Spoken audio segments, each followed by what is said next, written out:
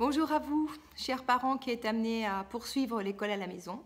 Aujourd'hui, vidéo numéro 5, nous allons voir ce que Max a fait avec sa maman. Max prend 9 ans cet été et ils ont décidé ensemble de revoir le programme de géométrie et notamment la leçon sur le cercle. Voilà ce qui s'est passé avec sa maman. Ils ont pris une feuille de papier, moi je prends ma tablette pour en faciliter la lecture. Ils ont pris une feuille de papier et puis ils ont écrit au centre le nom de la leçon, le cercle. Max cherche dans ses souvenirs et puis il se souvient que lors de la leçon sur le cercle en classe, ils avaient utilisé le compas.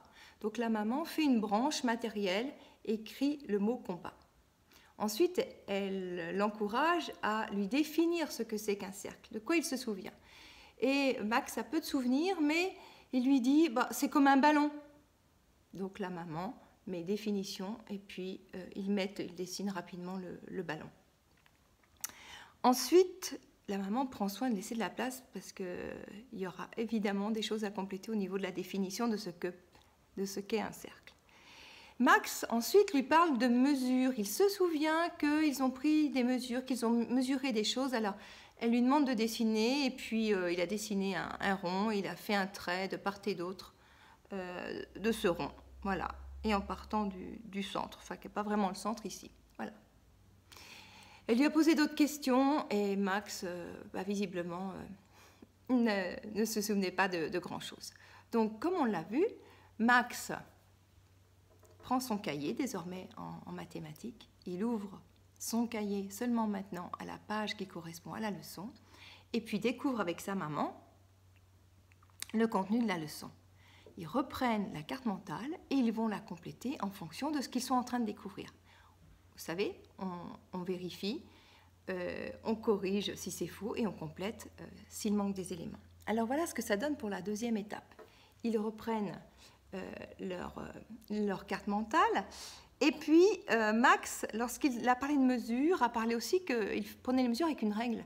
Donc ils ont rajouté la règle au niveau du matériel. Maintenant, au niveau de la définition,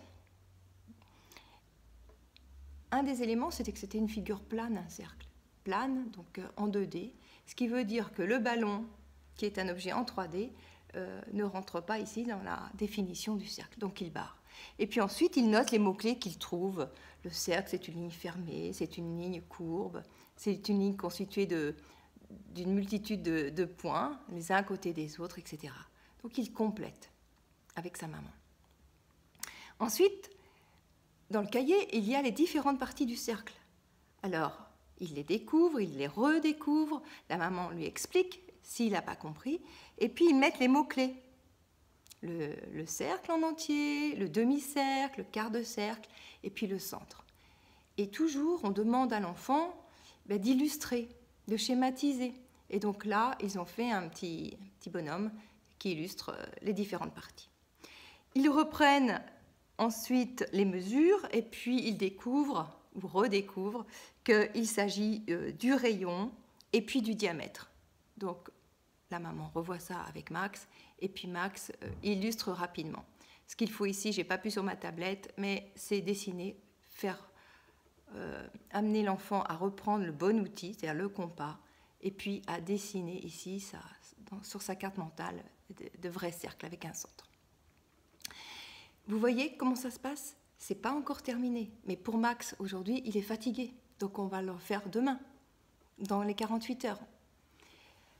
Vous laissez cette mind map de côté et la prochaine fois, quand on y reviendra, dans les 48 heures, vous donnez la feuille blanche à votre enfant. Puis vous lui demandez rapidement de redessiner ce dont il se souvient. Et vous verrez que, contrairement à la première leçon en classe, il va se souvenir de beaucoup de choses.